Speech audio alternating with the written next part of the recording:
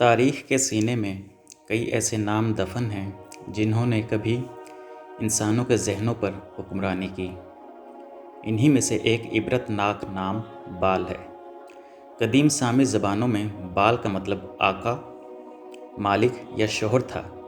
یہ محض ایک مٹی یا پتھر کا بت نہیں تھا، بلکہ قدیم کنانیوں، فینیشینز اور اشوریوں کے نزدیک کائنات کا نظام چلانے والی ایک بڑی طاقت تھی۔ اسے طوفانوں کا دیوتا اور بارش کا مالک سمجھا جاتا تھا۔ بات کریں گے اس کے سنگ دل پجاری بادشاہ آہاب اور اس کی ملکہ ایزبل کی، اور اس عظیم پیغمبر حضرت الیاس علیہ السلام کی، جنہوں نے تنہا اس باطل نظام کو للکارا۔ السلام علیکم ورحمۃ اللہ وبرکاتہ۔ امید ہے آپ سب خیریت سے ہوں گے اور ایمان کی بہترین حالت میں ہوں گے۔ نور الہدایہ میں آپ سب کو خوش آمدید۔ بال کی عبادت شروع کیسے ہوئی، اس پر نظر ڈال لیتے ہیں۔ انسان کی فطرت ہے کہ وہ جس چیز سے ڈرتا ہے یا جس سے اسے فائدہ پہنچتا ہے وہ اسے معبود بنا لیتا ہے۔ قدیم زمانے میں جب بارش نہیں ہوتی تھی اور قحط پڑتا تھا تو لوگوں نے یہ فرض کر لیا کہ آسمان سے بجلی گرانے والا اور بادل برسانے والا کوئی ناراض دیوتا ہے۔ شروعات میں انہوں نے اسے صرف ایک وسیلہ مانا، لیکن آہستہ آہستہ شیطان نے ان کے دلوں میں یہ بات بٹھا دی کہ اللہ کے بجائے یہ بت ہی تمہیں نفع اور نقصان پہنچا سکتے ہیں۔ یوں اللہ کی وحدانیت کو چھوڑ کر وہ پتھر کے تراشے ہوئے بال کے سامنے جھکنے لگے۔ یہ شرک اتنا پھیلا کہ بادشاہوں نے اپنے محلوں میں بال کے بڑے بڑے مندر بنوا دیے۔ بال دکھنے میں کیسا تھا؟ اس کا بت عموماً کانسی یا سونے سے بنا ہوتا تھا، جس کے سر پر بیل کے سینگوں والا تاج ہوتا تھا۔ یہ سینگ طاقت اور زرخیزی کی علامت سمجھے جاتے تھے۔ لوگ اسے آسمان کا بادشاہ کہتے تھے اور ہر فصل کی کٹائی پر اس کے نام کے نذرانے پیش کیا کرتے تھے۔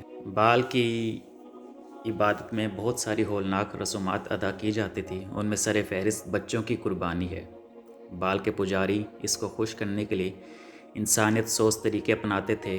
تاریخ بتاتی ہے کہ معصوم بچوں کی قربانی سب سے ہولناک رسم تھی۔ بال کے کانسے کے بت کو آگ سے تپایا جاتا اور پھر مائیں اپنے جگر گوشوں کو اس کے دہتے ہوئے ہاتھوں پر رکھ دیتی تھیں۔ ان کا خیال تھا کہ جتنا زیادہ معصوم کا خون بہے گا، بال اتنا ہی خوش ہوگا اور بارش برسائے گا۔ پجاری ڈھول کی تھاپ پر رقص کرتے اور خنجروں سے اپنے جسم کو لہو لہان کرتے تھے۔ بال کے مندروں میں مذہبی لبادے کے نام پر بدکاری کی جاتی تھی، جسے وہ مقدس عمل سمجھتے تھے۔ بنی اسرائیل کی تاریخ میں ایک ایسا دور آیا جب ان پر بادشاہ، جس کا نام اہاب تھا، کی حکومت تھی۔ اہاب ایک مشرک اور سنگ دل عورت ایزبل سے محبت میں گرفتار ہو گیا۔ اس نے اس سے شادی کی، جس نے بنی اسرائیل میں بال کی پوجا کو سرکاری مذہب بنا دیا۔ ایزبل ایک جادوگرنی اور سفاک ملکہ کے طور پر مشہور تھی، جس نے اللہ کے سچے نبیوں کا قتل عام شروع کروا دیا تھا اور پوری قوم کو شرک کی دلدل میں دھکیل دیا تھا۔ اس دور کے بادشاہوں نے بال کے ہیبت بٹھانے کے لیے لبنان کے شہر بالبک میں ایسے عظیم الشان مندر تعمیر کروائے جن کی مثال آج بھی نہیں ملتی۔ یہاں ٹریلی تھرون نامی 3 ایسے دیوقامت پتھر موجود ہیں جن میں سے ہر ایک کا وزن 800 ٹن سے بھی زیادہ ہے۔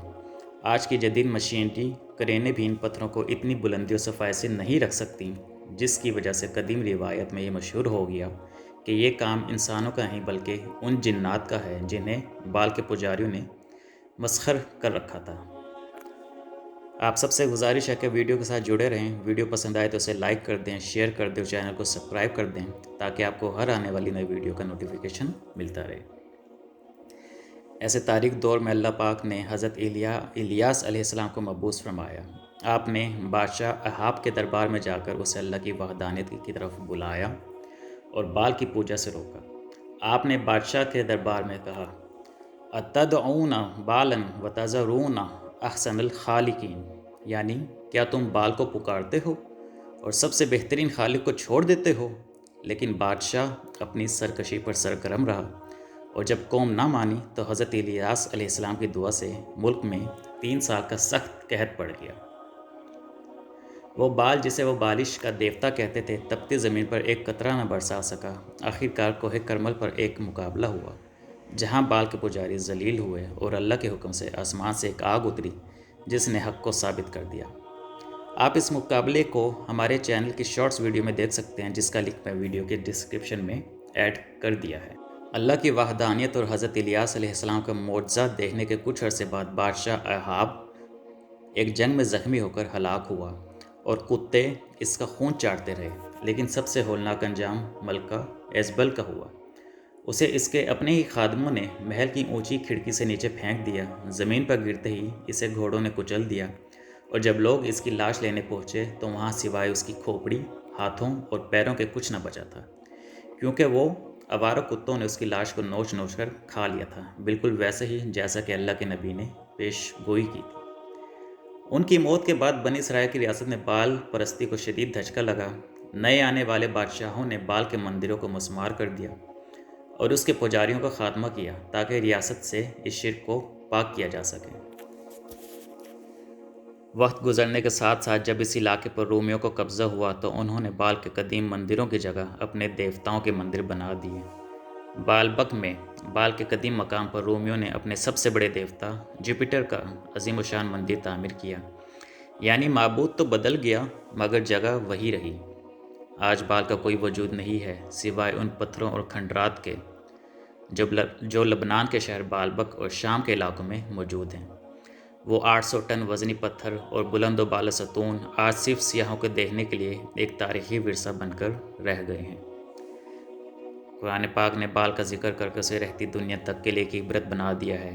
آج بال کا لفظ صرف تاریخ کی کتابوں میں ایک ایسے جھوٹے معبود کے طور پر ملتا ہے جس نے اپنے ماننے والوں کو ذلت اور تباہی کے سوا کچھ نہ دیا۔ وہ طاقتور بت جس کے سامنے ہزاروں سر جھکتے تھے آج میوزیم کی زینت ہے یا مٹی تلے دبا ہوا ہے۔ یہ اس بات کی دلیل ہے کہ حق ہمیشہ باقی رہتا ہے اور باطل مٹ جانے کے لیے ہی ہے۔